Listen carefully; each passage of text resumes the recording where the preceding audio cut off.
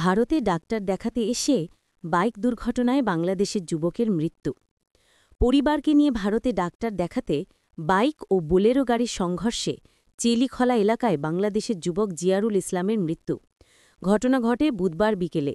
জানা যায় বাংলাদেশের যুবক জিয়ারুল ইসলাম, বয়স ২৫, পিতার নাম হারুন মিয়াসহ তার পরিবারকে ডাক্তার দেখাতে ভারতে আসেন।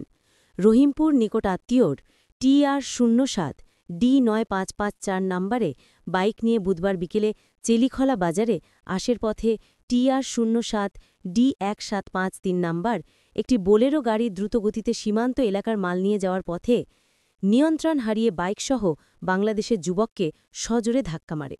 বোলেরো গাড়ির ধাক্কায় রাস্তায় ছিটকে পড়ে মাইলস্টোনের সাথে আঘাত পায়। ঘটনাস্থলে বাংলাদেশের যুবকের মাথার বিভিন্ন অংশ থেতলে যায়। স্থানীয়রা খবর দেয় বিশালগড় অগ্নি নির্বাপক দপ্তরে। অগ্নি নির্বাপক দপ্তরে কর্মীরা বাংলাদেশের আহত যুবককে উদ্ধার করে বিশালগড় মহকুমা হাসপাতালে নিয়ে আসলে কর্তব্যরত চিকিৎসক তাকে মৃত বলে ঘোষণা করে। বর্তমানে বিশালগড় মহকুমা হাসপাতালে মর্গে রয়েছে যুবকের মৃতদেহ। এদিকে দুর্ঘটনায় যুবকের মৃত্যুর খবর পেয়ে রহিমপুর এলাকা থেকে তার পরিবারের সমস্ত সদস্যরা ছুটে এসে কান্নায় ভেঙে পড়েন তারা। পরিবারের লোক চিৎকার করে বলতে থাকেন, আল্লাহ, এ কি তোমার নির্মম পরিহাস!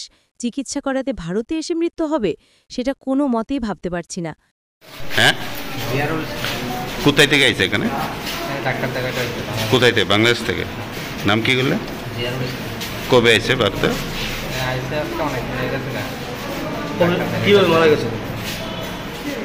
ফুল ফ্যামিলি আইছে বাংলাদেশ। আজকে কি হয়েছে? ঘটনাটা কি আপনি কি শুনতে পেয়েছেন? আমি শুনছি যে মারা গেছে হসপিটাল আছে। কোন হসপিটাল? বিশালগঞ্জের। কিভাবে অ্যাক্সিডেন্ট হয়েছে? কার সঙ্গে বাড়ি কোন জায়গায় হয়েছে কিছু কি জানেন? একটা বাইক সঙ্গে দুর্ঘটনা হয়েছে দেখলাম, বাইক আর গাড়ি। ও কি বাইকে ছিল? হ্যাঁ, মনে হয়। বাইকটা কার ছিল? আপনার বাইক। কোথায় যেতে আসলো? হ্যাঁ, আপনার বাইক কই থেকে নিছে? চিকিৎসা করাতে আইছে এখানে বাংলাদেশ থেকে। পাসপোর্ট টাসপোর্ট আছে?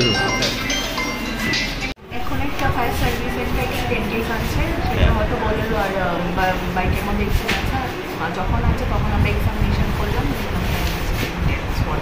মানে এটা ফায়ার সার্ভিস নামটা আমরা একটু জানি না এখনো, তো পুলিশ ইনফরমেশন দেওয়া হয়েছে, এরপরে বোঝা যাবে বাড়ির লোক। আমরা শুনতে পেলাম যে ও বাংলাদেশ থেকে চিকিৎসা করাতে এখানে এসেছিল। পুলিশ জানবে, এটা তো আমরা কিছু করতে পারি। কোন জায়গা থেকে আনা হয়েছে?